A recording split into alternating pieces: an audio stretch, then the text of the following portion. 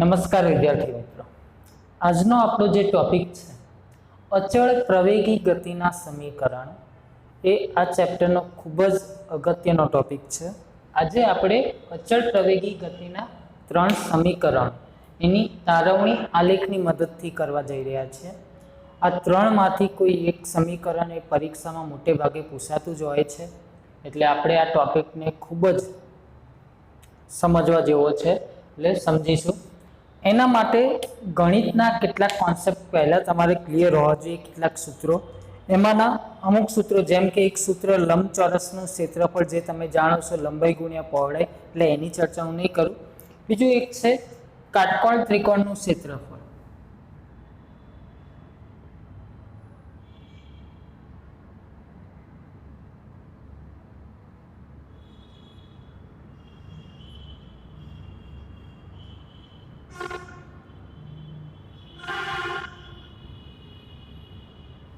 કાટકોણ ત્રિકોણનું ક્ષેત્રફળ બરાબર 1/2 ગુણ્યા કાટખૂણો બનાવતી બે બાજુઓનો ગુણાકાર.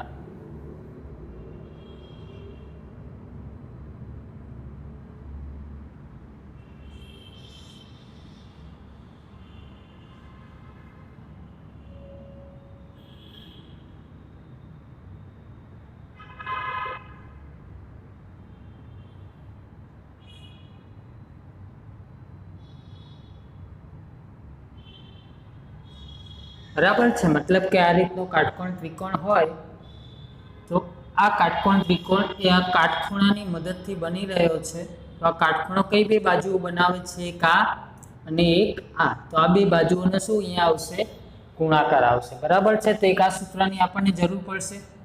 નંબર 2 માં સમલંબ ચતુષ્કોણનું ક્ષેત્રફળ. હવે સમલંબ ચતુષ્કોણ એ તમે અત્યાર સુધી ભણેલા નથી, પરંતુ ગણિત વિષયમાં તમે ભણશો જ.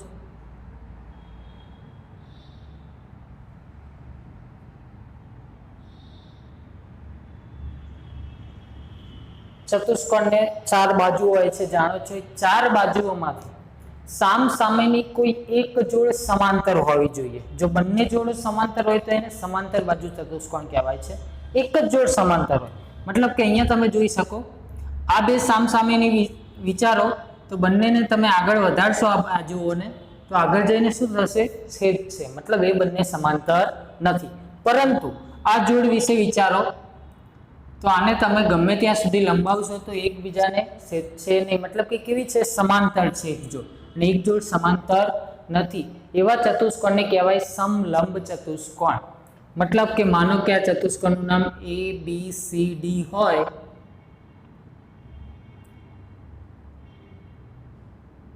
તો અહીંયા આગળ કઈ જોડ સમાંતર છે? AB અને CD. AB અને CD એ બંને કેવી છે? સમાંતર બાજુઓ છે. બરાબર. તો આવા સમલંબ ચતુષ્કોણનું ક્ષેત્રફળ શોધવું હોય ત્યારે શું કરી શકો તમે? સમલંબ ચતુષ્કોણનું ક્ષેત્રફળ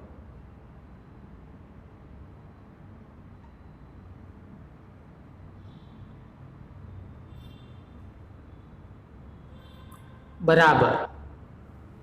તો એનું સૂત્ર છે સમાંતર બાજુઓનો સરવાળો, સમાંતર બાજુઓનો સરવાળો ગુણ્યા સમાંતર બાજુઓ વચ્ચેનું, સમાંતર બાજુઓ વચ્ચેનું લંબ અંતર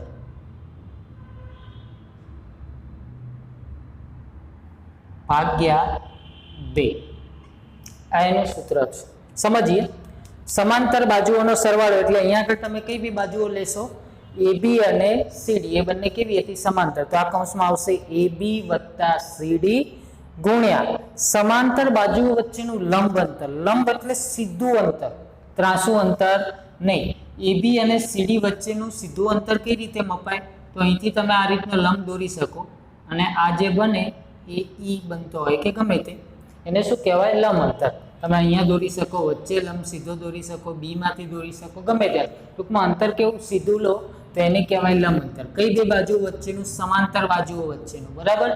તો એમનું વચ્ચેનું લંબ અંતર લઈશું અને છેદમાં 2. આ રીતે આપણને સમલંબ ચતુષ્કોણનું ક્ષેત્રફળ મળે છે.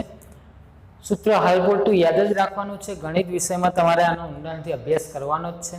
અને બીજી એક વસ્તુ, ડીએમ સરે તમને શરૂઆતમાં ફેક્ટરીઝેશન, અવયવીકરણ ભણાયેલા છે. એમાં લગભગ પહેલા વિડીયોમાં જ એક રીત હશે, તફાવતની રીત. તફાવતની રીત એટલે કે a square minus B square હોય તો એના બે અવયવો પડે, a minus b, a plus b, બરાબર છે. ટૂંકમાં આ રીતનું હોય તો તમે આ રીતના બે અવયવ પાડી શકો, અથવા તો આ રીતના બે અવયવો આપેલા હોય તો એમનો ગુણાકાર કેટલો થાય? a square minus B square, બરાબર છે. તો આપણે આજે જે ભણવાનું છે એના માટે તમારે આટલી વસ્તુઓ ખ્યાલ હોવો જરૂરી છે. આના સિવાય મેં શરૂઆતમાં કીધું લંબચોરસનું ક્ષેત્રફળ લંબાઈ ગુણ્યા પહોળાઈ, આટલી વસ્તુનું આજે આપણે જરૂર પડશે, બરાબર છે. હવે આપણે ટોપિક ઉપર આવીએ. અચળ પ્રવેગી ગતિ, મતલબ જે પણ પદાર્થ છે કેવી ગતિ કરી રહ્યો છે? અચળ પ્રવેગથી. હવે અચળ પ્રવેગ કોને કહેવું? અચળ પ્રવેગ એટલે કોઈ 40 ની ઝડપે જઈ રહ્યો હોય તો એને અચળ પ્રવેગ કહી શકાય? ના. અચળ પ્રવેગ માટે આપણે એક સરસ મજાનું ઉદાહરણ જોયું હતું, આગળના વિડીયોમાં તમે જોઈ શકશો. ટાવર વાળું. ટાવરથી કોઈ દયાને જો મુક્ત કરવામાં આવે તો તમે જોશો દર સેકન્ડે એની ઝડપ 9.8 જેટલી વધતી હતી. શરૂઆતમાં પહેલી સેકન્ડે 9.8, બીજી સેકન્ડે 19.6, મતલબ 9.8 સળંગ વધતો જાય દર સેકન્ડે. દર સેકન્ડે થતો વેગમાં થતો વધારો કેવો હોય? એક સરખો. એને શું કહેવાય? અચળ પ્રવેગ. મતલબ અહીંયા જે પણ પદાર્થ છે એ કોઈ સમાન વેગથી ગતિ કરી રહ્યો ન હોય એવો ખ્યાલ નહીં રાખવાનો. એના વેગમાં દર સેકન્ડે સમાન વધારો થતો હોય એને શું કહેવાય? અચળ પ્રવેગથી ગતિ કરે છે એવું કહેવાય. તો અહીંયા આગળ આપણે એનો આલેખ જોઈએ. ધારો કે કોઈ પદાર્થ, જો 3 માંથી કોઈ પણ પ્રશ્ન પૂછાય તેમાં શરૂઆતના મુદ્દા સમાન જ આવશે. એટલે શરૂઆતના મુદ્દા બધા એમાં એક જ લખવાના થશે. ધારો કે કોઈ પદાર્થ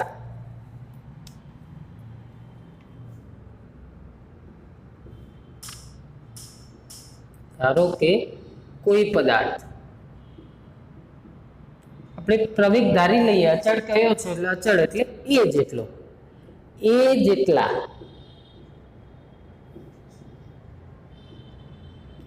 અચળ પ્રવેગથી ગતિ કરી રહ્યો છે.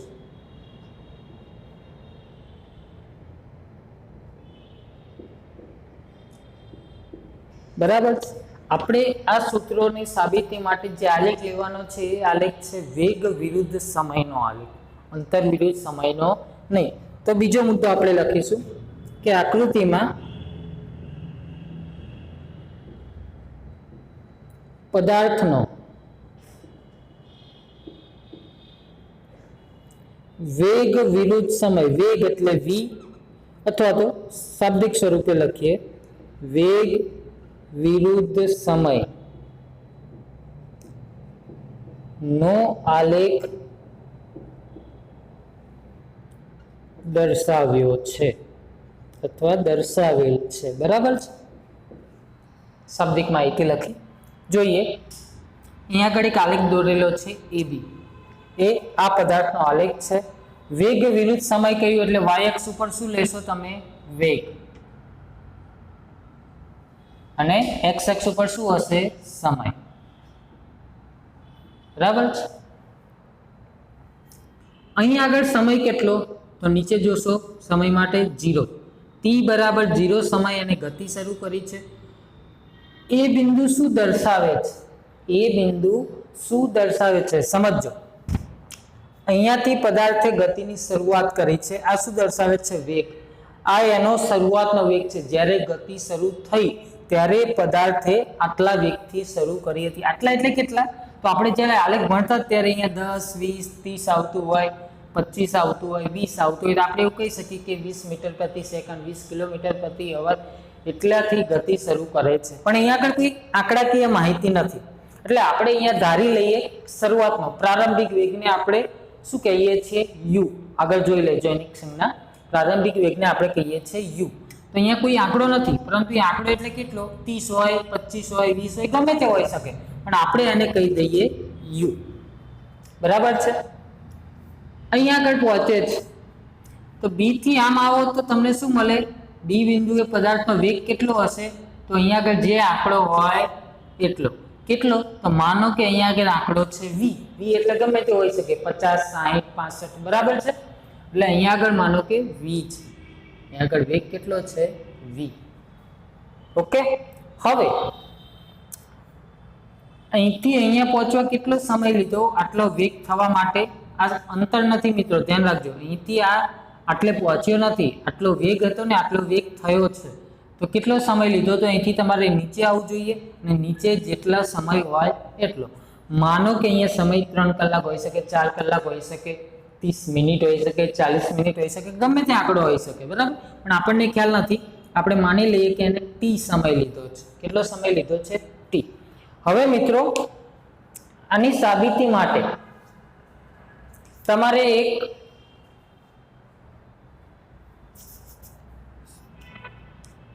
ધારણા કરવી પડશે. સોરી, ધારણા નહીં, પરંતુ આપણે બી બિંદુમાંથી એક્સ અક્ષ ઉપર એક લંબ દોરીશું. તો બી બિંદુમાંથી સીધા નીચે આવો તો એ બિંદુ કયું આવે?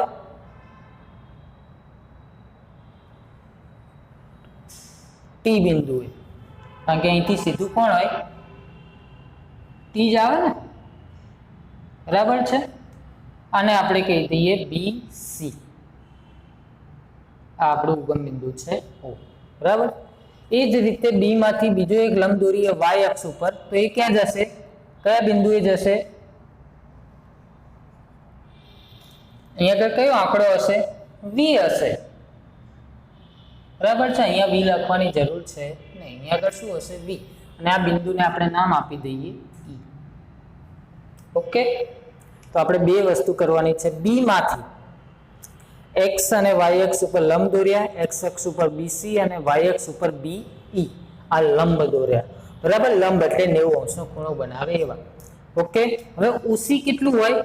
ટી જેટલું. કારણ કે અહીંયા 0 થી શરૂઆત થાય, 0, 10, 20, 30, 40, 50, ગમે તે આવતું હોય, આપણે શું કીધું છે? ટી. ઓ ઈ કેટલું હોય? વી જેટલું. 10, 20, 30, 40, 50, ગમે તે, એટલે કેટલું? વી.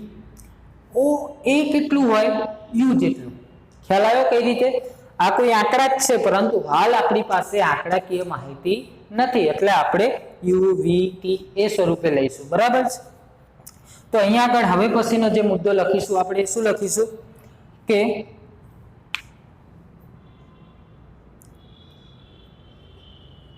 પહેલા તો એનો પ્રારંભિક વેગ કેટલો હતો? યુ.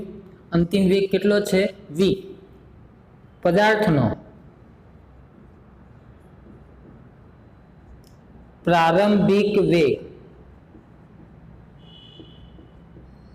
u છે તથા અંતિમ વેગ v છે. બરાબર છે? અને આ માટે સમય કેટલો લીધો છે? t સમય. બરાબર? આ વેગનો વધારો t સમયમાં થાય છે. ઓકે. હવે જે સુધારો આપણે કર્યો, બી બિંદુમાંથી બે લંબ દોર્યા, એની વાત કરી દેવાની કે બી બિંદુમાંથી એક્સ અક્ષ પર બી સી તથા વાય અક્ષ પર બી ઈ લંબ દોર્યા. ઓકે. હવે બીજો એક સુધારો કરવાનો છે કે જે એ બિંદુ છે એ માંથી ઓસી ને સમાંતર એક રેખા સીધી દોરી દઈશું. જે રીતે આ સીધી જાય છે એ રીતે અહીંયા આગળ સીધી સમાંતર રેખા દોરીશું.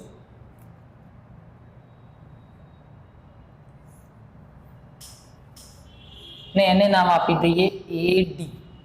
હવે મિત્રો તમે કહી શકો ઓસી જેટલું હોય એટલું એડી હોય કે ના હોય?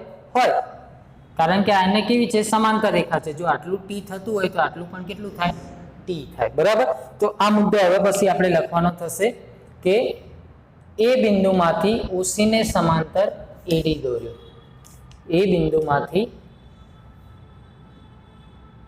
બિંદુ એ માંથી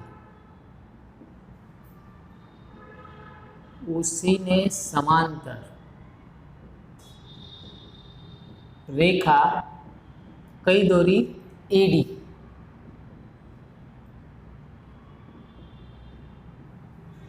બરાબર છે. હવે કેટલીક વસ્તુઓ જે આપણને ખ્યાલ છે લખી દઈએ કે OA બરાબર કેટલું થશે, U. OA બરાબર U. ચલો BC બરાબર કેટલું થાય, તો BC એટલે કેટલું, BC સીધું જોજો, BC OE બંને સરખું હોય કે ના હોય, હોય. BC બરાબર OE અને OE એટલે કેટલું છે, V. એ જ રીતે OC બરાબર AD. OC બરાબર કોણ થાય, AD બરાબર કેટલું, T. OC બરાબર AD અને બરાબર કેટલું થાય, T જેટલું. ઓકે, આટલો પહેલા તો ખ્યાલ હોવો જોઈએ તમને કે કોના બરાબર કેટલું થાય. તો આટલી વસ્તુ શરૂઆતમાં આપણે લખવાની રહેશે. ગમે તે પૂછાય, 3 પ્રશ્નો આપણે ભણીશું, એમાંથી 3 માંથી ગમે તે પ્રશ્ન પૂછાય તો આટલી વસ્તુ લખવાની રહેશે. હવે આપણે શરૂ કરીએ સૂત્ર નંબર 1 ની સાબિતી. તો સૂત્ર નંબર 1 માટે તમારે સૂત્ર નંબર 1 પૂછાય, સૂત્ર નંબર 1 કયું છે, એનો પ્રશ્ન કઈ રીતે પૂછાય આપણે પાછળથી જોઈશું. તો એના માટે તમારે આ ટુકડો લેવાનો, આલેખની અંદર બનતો ઊભો ટુકડો કયો છે, BC. BC. તો BC અહીંયા કોની મદદથી બન્યો છે, BD અને CD. BD વત્તા CD કરો તો કોણ બની જાય, BC બને કે ના બને, BD વત્તા એમાં CD ઉમેરી દો તો આખો BC બની જાય કે ના બની જાય. તો ત્યાંથી આપણે શરૂઆત કરવાની કે હવે BC બરાબર શું લખી શકો તમે, BD વત્તા CD. BD વત્તા CD. ઓકે, આ પહેલો મુદ્દો. હવે એમાં અંદર જે કિંમતો તમે જાણો છો, જો BC એટલે કેટલું, V. ચલો BD ની વાત ક્યાંય આવી નથી, BD એટલે કેટલું, BD એટલે આટલું, પણ આટલું એટલે કેટલું હોય, આટલાને તમે V ના કહેવાય, કારણ કે V તો અહીંથી અહીંયા સુધીનું અંદર છે, ખ્યાલ આવ્યો. આટલાને શું કહેવું એનો હજુ આપણને ખ્યાલ નથી, તો BD ને એમને એમ રાખીશું. વત્તા CD એટલે આટલું, ને આટલું એટલે આટલું. આકૃતિમાં ધ્યાનથી જોજો, નહીં તો તમે એવું કહેશો પછી આટલું આટલું સાઈડ કરતા હતા. આટલું એટલે CD એટલે એની સીધું જો OA, ને OA એટલે કેટલું, U. ધ્યાનથી આકૃતિમાં જોઈ લેજો. બરાબર છે. હવે જે જાણતા નથી એને કરતા બનાવીએ તો U આ બાજુ આવે તો શું થાય, પ્લસ U, એ શું થઈ જાય, માઇનસ U. BD બરાબર શું વધશે, V માઇનસ U. માટે BD બરાબર V માઇનસ U. આને કહી દઈએ સમીકરણ નંબર 1. ઓકે, હવે આગળ જોઈએ.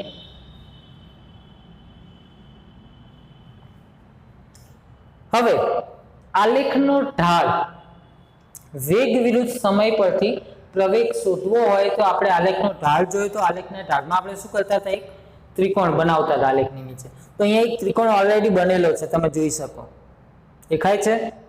આ આલેખ છે, એની જોડે આ ત્રિકોણ આપણે બનાવેલો છે. તો એના ઉપરથી વેગ વિરુદ્ધ સમયના આલેખ પરથી શું શોધી શકાય, આગળ જોઈ લો, પ્રવેગ શોધી શકાય ઢાળ પરથી. બરાબર. તો વેગ વિરુદ્ધ સમય પરથી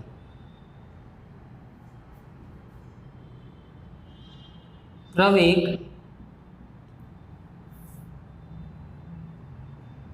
નીચે મુજબ શોધી શકાય.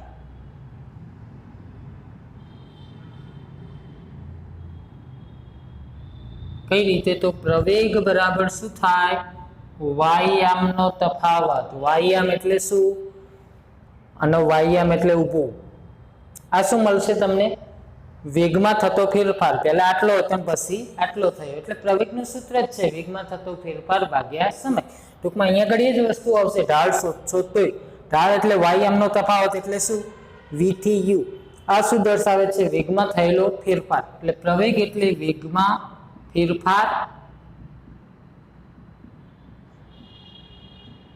ભાગ્યા એ માટે આ શું દર્શાવશે? એડી. એડી એટલે સમય, કેટલો લીધેલો સમય, આ ફેરફાર થયો એ દરમિયાન લીધેલો સમય.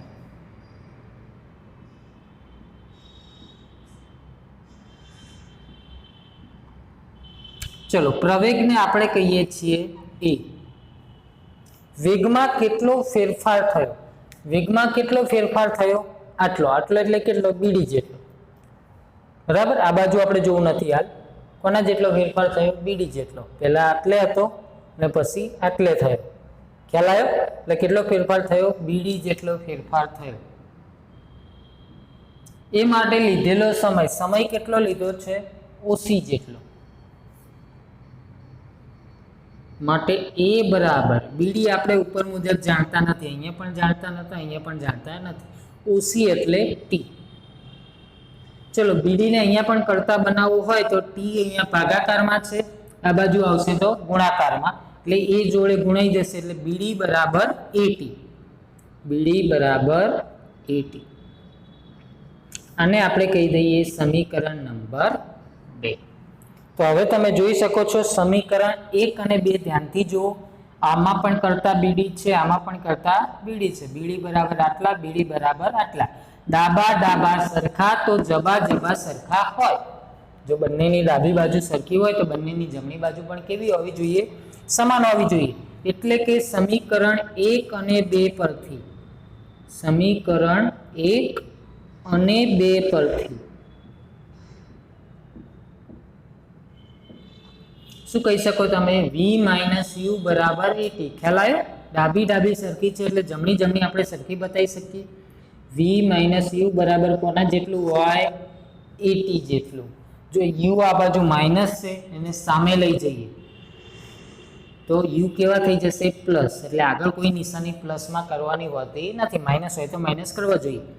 પ્લસ 80 તો ઓલરેડી પ્લસ જ હતા. તો આ આપણું સમીકરણ નંબર 1 છે. v બરાબર u પ્લસ 80, જે અચળ પ્રવેગી ગતિનું સમીકરણ નંબર 1 છે. તમે જોઈ શકો આ કયો સંબંધ છે? તો v શું દર્શાવે? વેગ. ઓલરેડી u એ વેગ જ છે, એ અચળ છે, એટલે કે અચળ પ્રવેગ છે. આપણે કહેલું છે એ જેટલો અચળ પ્રવેગ છે, એટલે આ બદલાતો નથી. t એટલે સમય. તો આ જે સમીકરણ છે કહેવાય વેગ અને સમય વચ્ચેનો સંબંધ દર્શાવતું સમીકરણ. એટલે પ્રશ્ન જો હવે બે રીતે આવી શકે.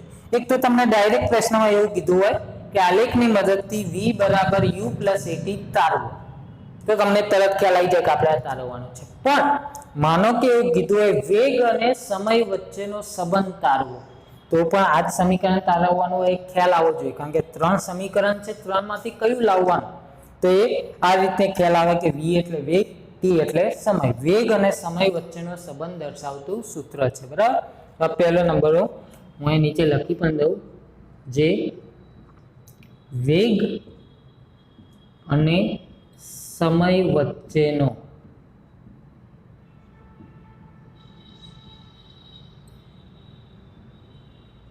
સંબંધ દર્શાવતું સૂત્ર છે અથવા તો સમીકરણ છે. ઓકે, તો આ એક સમીકરણ આપણને તારવણી મળી ગઈ છે. બરાબર. તમે લખવું હોય તો લખી લો 1 મિનિટ માટે.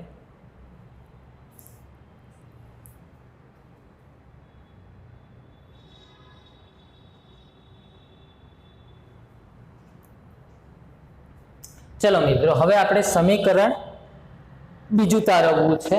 તો એના માટે આપણે જાણીએ છીએ કે પદાર્થ આટલો વેગ હતો, એટલે કે 30 નો માની લઈએ. 30 નો માનીને 60 થયો છે. આપણે 30 ની ઝડપે જઈ રહ્યા હતા ત્યારથી શરૂ કરી અને 60 નો થયો ત્યાં સુધીમાં આપણે કંઈક તો અંતર કાપ્યું હશે. એક જ જગ્યાએ તમે રેસ આપશો તો 30 થી 60 થઈ જવાનો નથી. બરાબર. એને અંતર કાપ્યું છે. કેટલું અંતર કપાય તો એ પણ આલેખના મુદ્દામાં જોજો. વેગ વિરુદ્ધ સમયના આલેખના મુદ્દામાં કે આલેખની નીચે ઘેરાતા ભાગ જેટલો, આલેખની નીચે જેટલો ઘેરાય એ ભાગના ક્ષેત્રફળ જેટલું અંતર કાપે છે. આ આપણે શીખ્યા પણ હતા, બરાબર છે. તો એ મુદ્દો જોઈ લેવાનો છે. તો એના ઉપરથી કહી દઈએ કે પદાર્થ ધારો કે એસ જેટલું અંતર કાપે છે, આપણે અંતરને કહીશું એસ, બરાબર.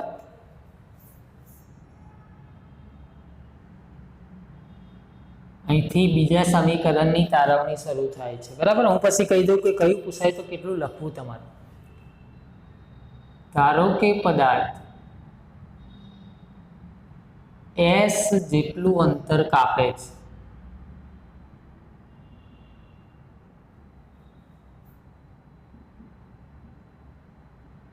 પરંતુ એસ બરાબર કેટલા થાય,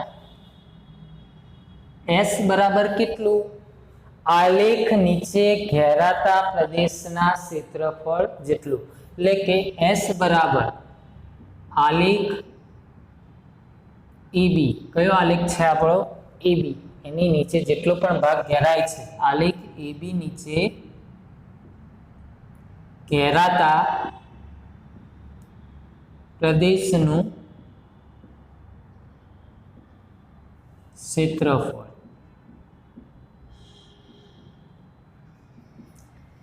હવે આલેખ નીચે કેટલો ભાગ ઘેરાય છે તો તમે જોઈ શકો, ઓ થી શરૂ કરી, ઓ થી એ બી સી આટલો.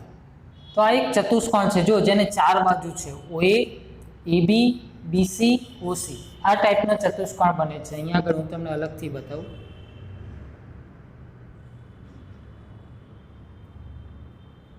ઓ એ બી સી, આ ટાઈપનો ચતુષ્કોણ છે. મતલબ આનું ક્ષેત્રફળ તમે શોધી દો એટલે તમને પદાર્થે કાપેલું અંતર મળી જાય. એટલે કે કોનું ક્ષેત્રફળ, તો આ ચતુષ્કોણ કેવો છે, સમલંબ છે. જો એટલે મેં તમને આ સમજાવ્યું છે. આ ચતુષ્કોણ કેવો છે, સમલંબ છે. ઓએ અને બીસી સમાંતર છે, બંને ક્યાંય છેદ છે નહીં આગળ જતા.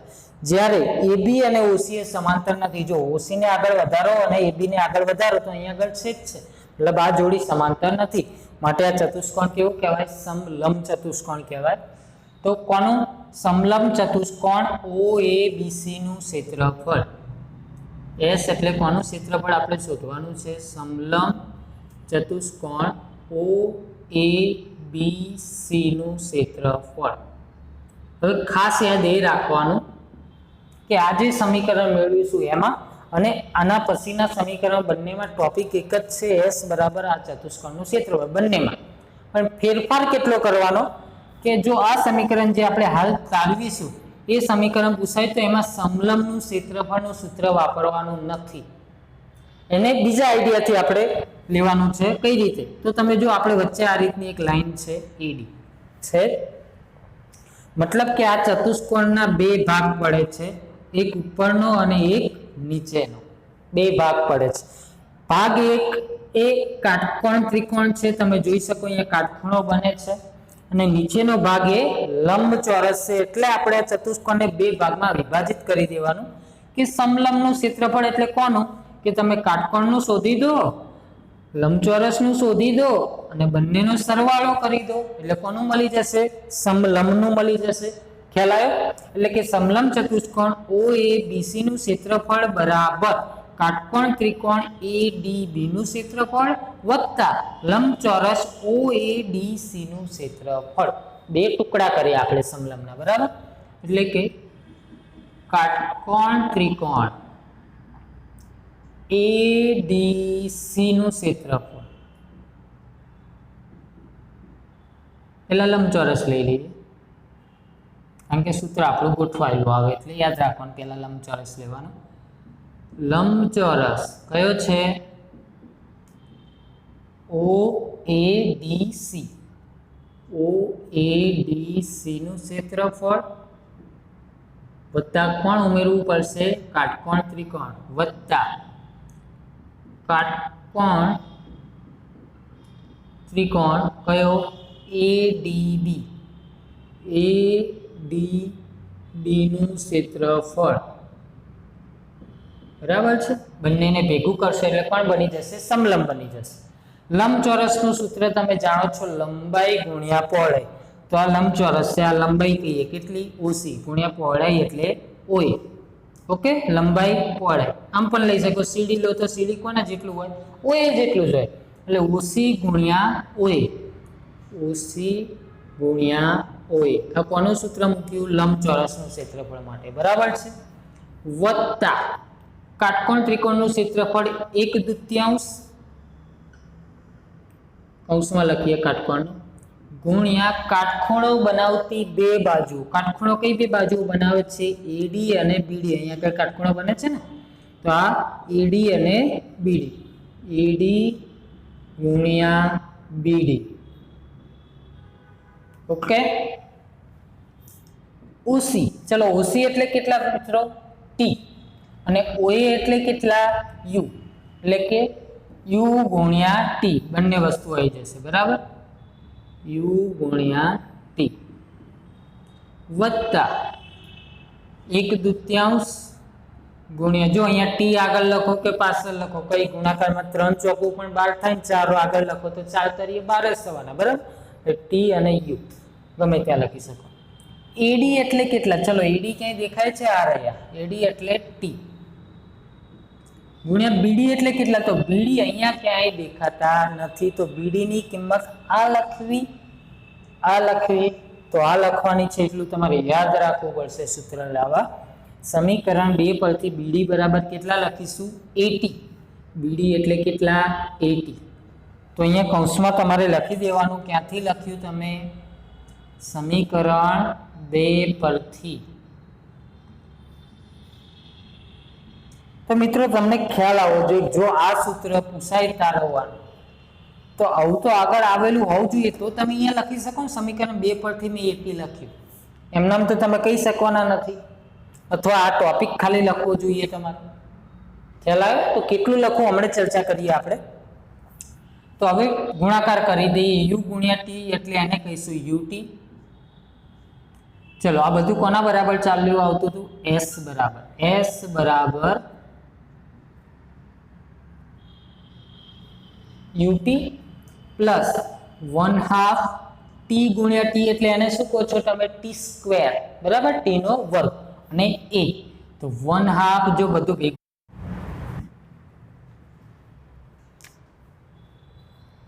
તો મિત્રો ગુણાકાર કરતા યુટી પ્લસ 1/2 એ અને ટી ગુણ્યા ટી એટલે ટી સ્ક્વેર. તો આ આપણું આવી ગયું સમીકરણ નંબર 2. એસ બરાબર યુટી પ્લસ 1/2 એ ટી સ્ક્વેર. આ છે આપણું સમીકરણ નંબર 2. તો અહીંયા આગળ એસ એટલે અંતર, પદાર્થનું સ્થાન, પદાર્થ ક્યાંથી કયા સ્થાને પહોંચ્યો છે, એટલે સ્થાન અને સમય, સ્થાન અને સમય વચ્ચેનો સંબંધ દર્શાવતું સૂત્ર આને કહીશું આપણે. જો સમય આવે છે ને બંનેમાં, એટલે સ્થાન અને સમય વચ્ચેનો સંબંધ કહીશું, અથવા તો અંતર અને સમય વચ્ચેનો સંબંધ કહીશું. જે સ્થાન એટલે કે અંતર અને સમય વચ્ચેનો સંબંધ દર્શાવતું સૂત્ર છે. મિત્રો હવે આપણે આની જરૂર નથી.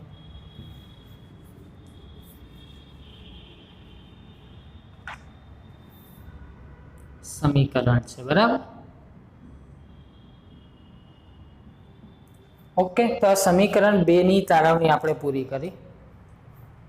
નંબર આપી દઈએ, આ નંબર 3 આપીએ, આ નંબર 4 આપીએ. સમીકરણ 3 અને 4 એ આપણે જોઈતા સૂત્રો છે, આપણે 2 તારવ્યા છે હજુ, બરાબર. હવે લાસ્ટ છેલ્લું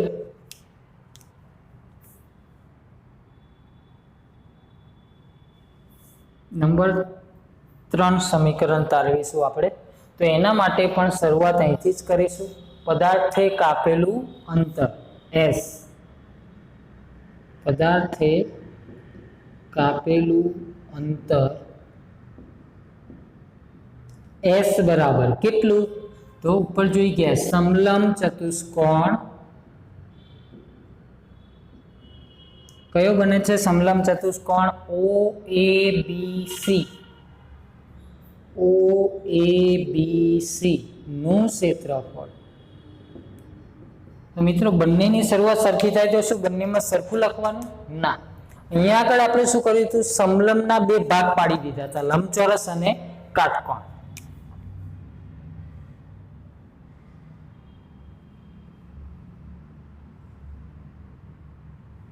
બરાબર છે, અહીંથી આપણે ભાગ પાડ્યા હતા. જો આ સમીકરણ પૂછાય ત્રીજા નંબરનું તો ભાગ પાડવા નથી, એટલે તમને યાદ હોવું જોઈએ કે ut + 1/2t² ની સાબિતી માટે આપણે બે ભાગ પાડવા પડે. આ તમારે યાદ રાખવું પડશે. જો આમાં કે એકવાર સમજી લો, 2-3 વાર જાતે લખો, એટલે આને તમારે વારંવાર વાંચવાની જરૂર હોતી નથી. આ સમીકરણની 2-3 વાર લખવાની પ્રેક્ટિસ કરી દો એટલે ઓટોમેટિક યાદ રહી જશે, એમાં કોઈ ગોખવા જેવું રહેશે નહીં. બરાબર છે. આ રીતનો છે આપણે ઓ એ બી સી. તો હવે આમાં આપણે આ સૂત્ર વાપરીશું સમલંબનું ડાયરેક્ટ, એટલે આખા સમલંબનું આપણને મળી જશે. બરાબર. અહીંયા આગળ બે ભાગ પાડ્યા હતા અને પછી સરવાળો કર્યો, તો અહીંયા આગળ આપણે ડાયરેક્ટ આખા સમલંબનું શોધીશું. ડાયરેક્ટ સમલંબનું શોધવું હોય તો સમાંતર બાજુઓનો સરવાળો. આમાં સમાંતર બાજુઓ કઈ છે? તો મેં હમણાં જ કહ્યું હતું OA અને BC. આ કેવી કહેવાય? સમાંતર, કારણ કે ક્યાંય છેદ છે નહીં. બરાબર. એટલે સમાંતર બાજુઓનો સરવાળો એટલે કે OA + BC, આ બંનેનો સરવાળો ગુણ્યા સમાંતર બાજુઓ વચ્ચેનું લંબ અંતર. આ બે બાજુઓ છે એમની વચ્ચેનું સીધું અંતર તો જો આટલું, કોના જેટલું?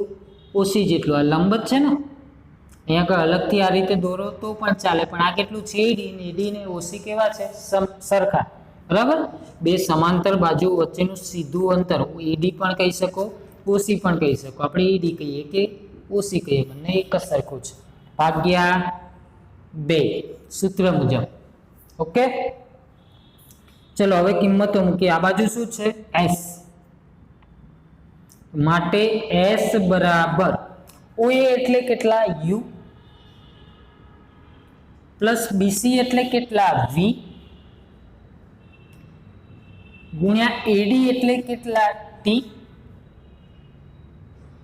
ભાગ્યા 2. તો તમને લાગે બધાની કિંમતો આવી ગઈ, સમીકરણ આવી ગયું, પણ ના, આપણે જે સમીકરણ લાવવું છે એ અહીંથી શક્ય બનશે નહીં. તો આના માટે આપણે કેટલોક સુધારો કરવાનો છે. શું કરવાનું છે? એક સ્ટેપ યાદ રાખી લેવાનું કે કિંમતો મૂકવાની છે. કિંમતો મૂક્યા બાદ ટી જે છે ટી ને આપણે ટી રાખવાનો નથી, તો એના માટે જવાનું સમીકરણ નંબર 3 ઉપર.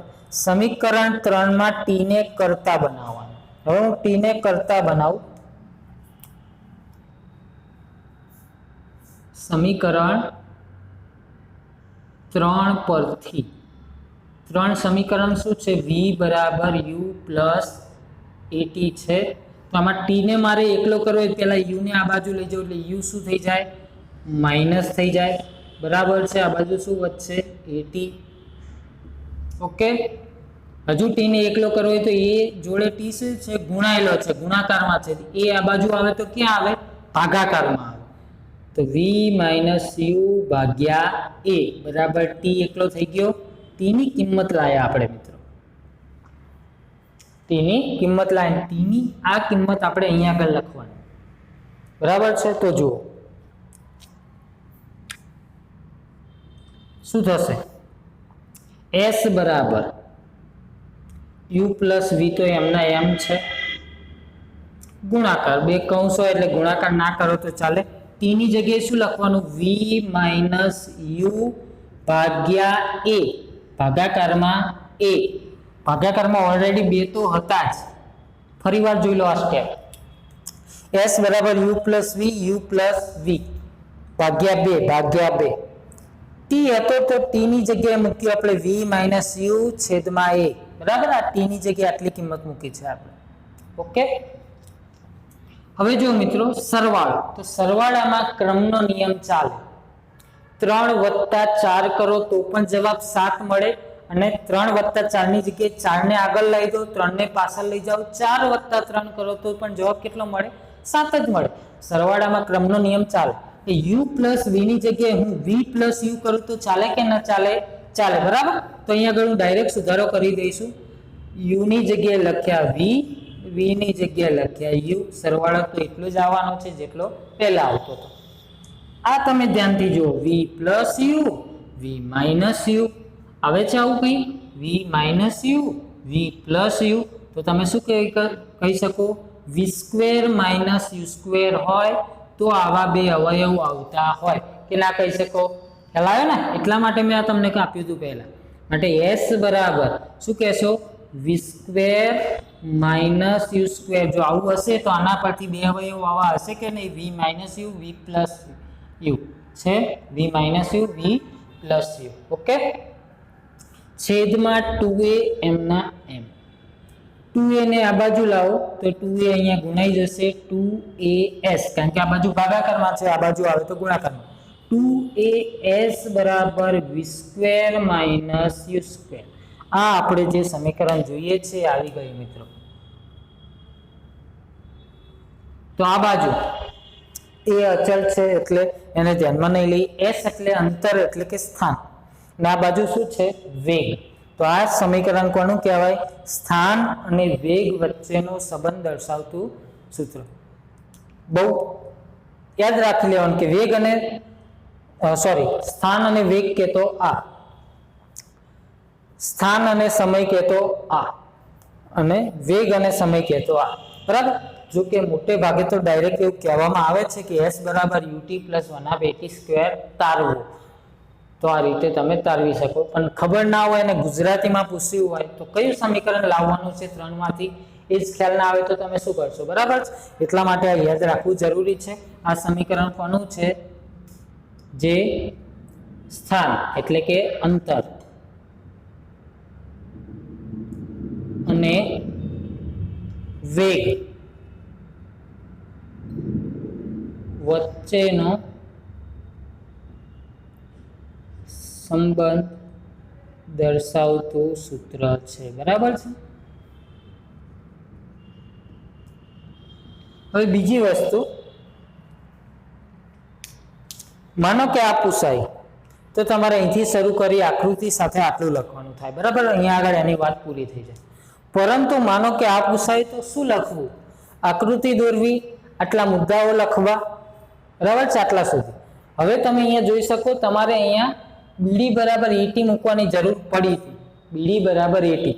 તો તમારે આ ટોપિક લખવાની જરૂર નહીં, યાદ રાખી લેજો. નોટમાં હું જેમ કહું એમ ફરી એકવાર તમારે નોટમાં બોર્ડમાં જેટલું લખ્યું છે એટલું નથી ઉતારવાનું.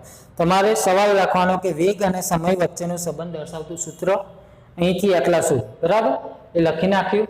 ફરી પ્રશ્ન લખવાનો, સ્થાન અને સમય વચ્ચેનો સંબંધ દર્શાવતું સૂત્ર. કેટલું લખવું? તો શરૂ કરવાની ફરીથી આકૃતિ. એવું નહીં કે મેં એકવાર આ પ્રશ્નમાં દોરી છે એટલે અહીંયા નહીં દોરવાની. દોરવાની ફરીથી, મુદ્દા ફરીથી આટલા સુધી. આટલા સુધી. આની જરૂર નથી બીજા સમીકરણ માટે. આ બરાબર? તો આ લખવાનું નથી. આની જરૂર છે બીડી બરાબર 18. બીડી બરાબર 18. તો તમારે આ ટોપિક આટલા સુધી લખવાનો, એટલે કે અહીંથી શરૂ કરી આટલું, આ કેન્સલ, આટલું લખવાનું. આ કોઈ જરૂર નથી બીજા માટે, તો એ લખવાનું નથી. એટલે આટલું, ને એના પછી ડાયરેક્ટ આ શરૂ કરી આટલા સુધી. એટલે સમીકરણ 2 પૂરું થાય. માનો કે સમીકરણ 3 પૂછાયું તો કેટલું લખવું? તો સમીકરણ 3 માં તમને જરૂર પડે છે સમીકરણ નંબર 3 ની. બરાબર છે? તો તમારે શરૂ કરવાનું અહીંથી. જો આ બધું ના લખો એક સમયે તો ચાલે, આમ તો આટલું લખી અને અહીંથી શરૂ કરી દેવાનું. અને અહીંયા જે પહોંચો સમીકરણ 3 ની જરૂર પડે તો અહીંયા સમીકરણ 3 એવું નહીં લખવાનું. અચળ પ્રવેગીની ગતિનું સમીકરણ v બરાબર u પ્લસ at. બરાબર? અહીંયા આગળ સમીકરણની 3 ની જગ્યાએ શું લખશો? અચળ પ્રવેગી ગતિનું સમીકરણ v બરાબર u પ્લસ at. અને પછી આ તારવી અને આ લખી શકો. બરાબર? એટલે સમીકરણ 3 પૂછાય તો તમારે અહીંથી આ બધું લખવાની જરૂર હોતી નથી. ખાલી 2 પૂછાય તો આટલું કેન્સલ લખો, કેન્સલ લખો. ઓકે? તો સમીકરણ 3 કમ્પ્લીટલી તૈયાર કરવાના છે, કારણ કે આ ચેપ્ટરમાંથી જો વધુ પડતું પૂછાયું હોય તો આ 3 માંથી કોઈ એક સમીકરણ પૂછાય જ. બરાબર? એટલા માટે 3 સમીકરણ તમારે પહેલા તમે જોતી વખતે બધું એક સાથે લખી નાખશો. પછી મેં જેમ કહ્યા 3 પ્રશ્નો અલગથી એક વાર લખવાના. ત્રણેય પ્રશ્ન મેં જે રીતે કહ્યા કે આટલું આટલું લખવાનું, આ નહીં લખવાનું, એ રીતે ત્રણેય પ્રશ્નો અલગથી લખવાના, બરાબર. એટલે 2 વખતનું કામ મેં આપ્યું છે લખવાનું, 1 વખત તૈયાર કરી અને મોઢે રકમમાં લખશો એટલે તમને યાદ રહી જશે. તમારે આને ગોખવાની જરૂર ના હોય. તમારે યાદ હોવું જોઈએ કે આ સમીકરણ પૂછાય તો મારે કયા કયા સ્ટેપ લેવાના છે એના માટે. ઓકે, જય હિન્દ.